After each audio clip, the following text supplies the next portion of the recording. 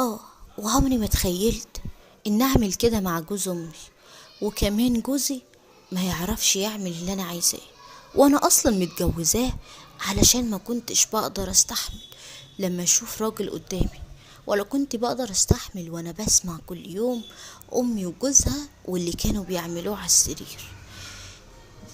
بجد احاسيسي كانت يعني شوية شوية هتطلع من جوه مني، ما بقتش عارفة اعمل ايه.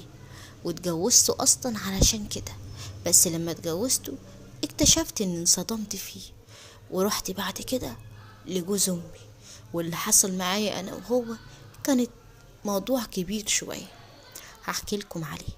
رجعت لكم بالجزء التاني للست طبعا اللي هي هرموناتها زيادة وعندها النشوة عالية، وما بقتش عارفة تعمل ايه، وراحت لجوز امها، وكمان اتجوزت راجل كبير علشان يعرف يبقى معاها في السرير، بس اتصدمت من اللي هو عمله.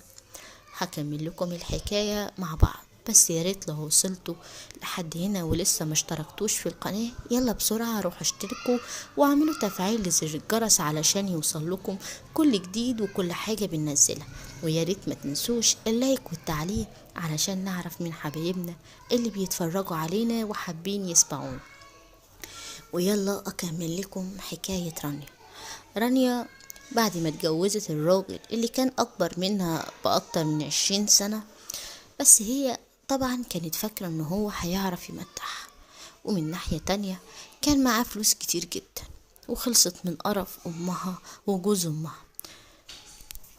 بس بعد كده اكتشفت من يوم الدخلة ان جوزها معرفش يعمل معاها اي حاجة، وانه كان ما اتجوزش اصلا قبل كده، وهي كانت اول تجربة ليه، علشان كده معرفش يعمل اي حاجة ولا عرف يقرب منها اصلا. حاول كتير بس معرفش، وهي دي كانت اكتر حاجة تعباها. فضلت معاه سنة بحالها، يصرف عليها ويجيب لها لبس ويجيب لها دهب وحاجات كتير، وحاول وفعلا حصل بينهم علاقة مرة واحدة، بس كان واخد حاجات منشطات وكان تعبان جدا، كان هيموت فيها اصلا.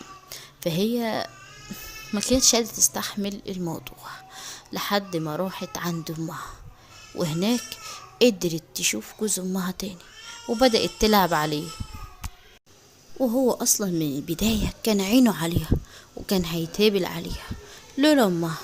بس دلوقتي بقى معاها فلوس كتير، يعني بتعرف تروح عند امها براحتها، وامها ما بتقدرش تتكلم علشان قافلة بقها بالفلوس، فبتروح كل ما تروح هناك يعني تحاول تكلمه. شوية شوية اتطلقت من جوزها، وبعد كده قعدت عند امها، بس كان معاها فلوس كتير جدا، حتى كان كاتب لها بدل الفيلا 2.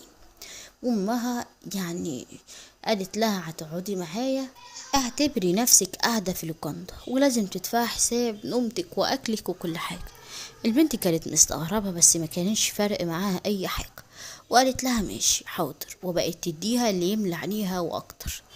وكانت كل يوم الست تروح شغلها الصبح وهي تخش على جوزها، وفعلا حصل بينهم علاقات كتير، يمكن كانوا بيعملوا بدل المرة 2 و3.